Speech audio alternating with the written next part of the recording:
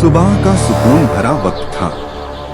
समंदर के किनारे एक शांत और खामोश शहर का मंजर था, जहां लोग अपनी रोजमर्रा की जिंदगी में मसरूफ थे। लेकिन इस शहर में लोगों ने अल्लाह के हुक्म को भूलकर अपनी राह चुनी थी।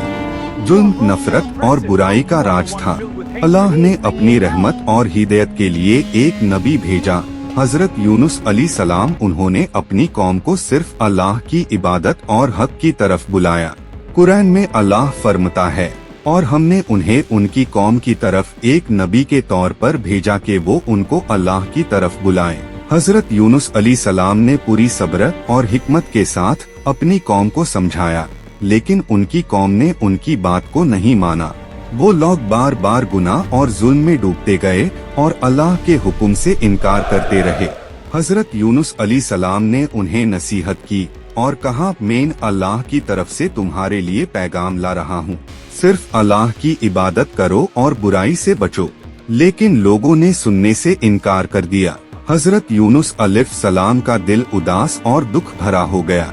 उन्होंने सोचा कि शायद अल्लाह की मर्जी के मुताबिक कोई और तरीका निकला जाए, लेकिन इंसानी गम और नफरत की वजह से उन्होंने अपना सब्र खोया और बिना अल्लाह के हुक्म के वो अपनी कौम को छोड़कर एक कश्ती में सफर शुरू कर दिया। जब कश्ती समंदर में थी, तब अल्लाह ने एक शादिद तूफान भेजा।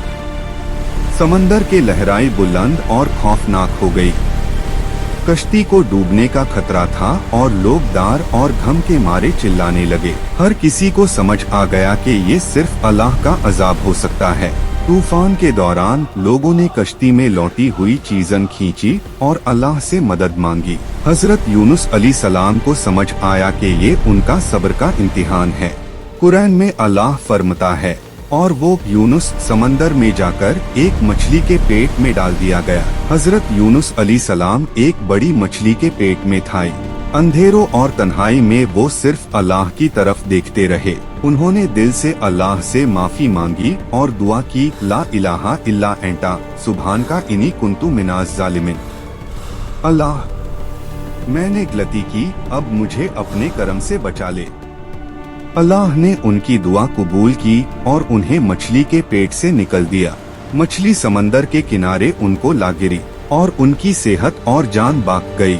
हजरत यूनुस अलैहिस्सलाम ने फिर से अल्लाह का शुक्र अदा किया और समझ गए कि सब्र और तस्लीम ही इंसान को हर मुश्किल से निकल सकता है। वो वापस अपनी कौम के पास गए।